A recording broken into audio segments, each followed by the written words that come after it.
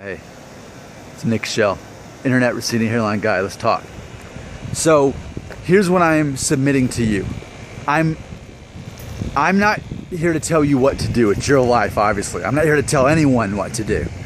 But here's something I want to submit to you. If you're regularly watching my videos on hair loss, what that indicates is either A, you really are losing your hair, B, there's a good chance you're going to lose your hair and you're starting to notice signs of it, or C, you're not losing your hair but you're sort of obsessed with learning more about men and losing their hair just so you can know more about it. You probably fall into one of those categories. If you're regularly watching my hair videos and subscribing, there's a good chance you fall into one of those categories. Especially though if you fall into the category of that you are definitely starting to see the signs of losing your hair. Say you're me back in the year 2002, age 21. I'm like, okay, I'm starting to see my hairline go up here. What did I do? Everybody else in my dorm was shaving their heads, so I shaved mine too. I'd never done that in my life. And so I learned from all my roommates and from everyone except for my mom, but including females, everyone liked my hair shaved off. And I think I had a number 2 guard at the time, maybe 3, but probably 2. And so I was like, wow, this is liberating. This is good. This gives me confidence. It was one of the best decisions of my life. I mean, maybe at least in the top 20, I think, because it gave me so much confidence as a guy who was age 21 at the time to do that. And it took so much anxiety away from me. You know, I feel that I've made it clear that I've never really cared about hair loss. I always identified, I made a video last Friday, that I identified masculinity in hair loss.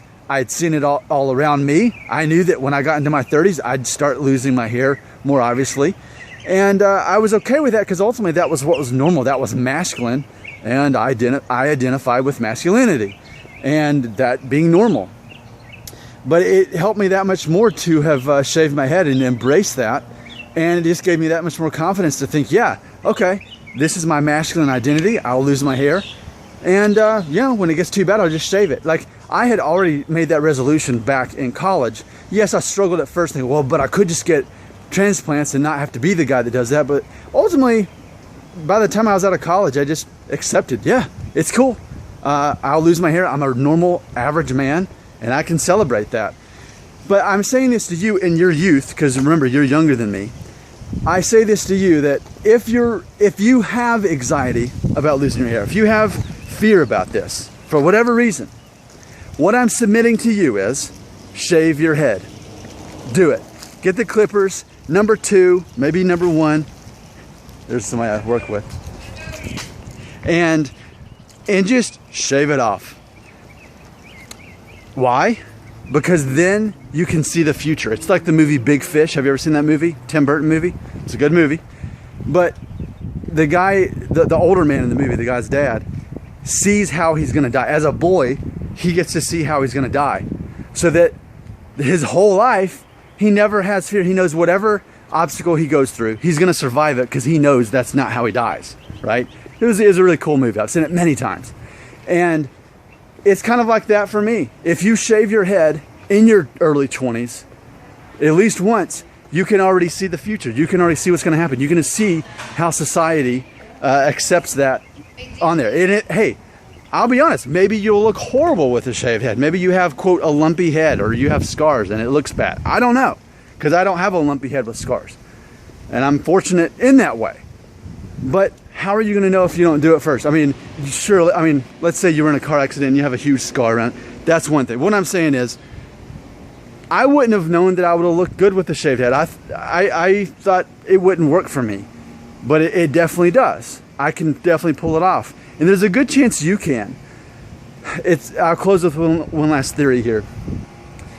I have a theory that men who are able to keep their hair look better with hair to begin with. Like, for example, Anthony Bourdain, I mention him a lot. He's, what, 59, 60 now? Full juvenile hair, thick head of hair. It's gray, but who cares? But when he has his hair shorter, I don't think it looks as good. When it's longer, it looks better. So it's almost like, just like the last video I did, if you're more likely to lose your hair, you're probably more likely to grow a beard. And this theory is less provable and probably less right, but my other theory is if you're more likely to lose your hair, you're probably more likely to look good with it shaved off and be able to pull that look off to begin with. So I want to encourage you, if that's what you want to do, shave your head off. Not your head, but shave your hair. Leave your head attached. Shave off your hair, number 1 or number 2, all over. Get it over with. See how it feels, see how it looks, see what other people have to say about it. See how you're accepted by society. And if it's awful, then you don't have to do it again.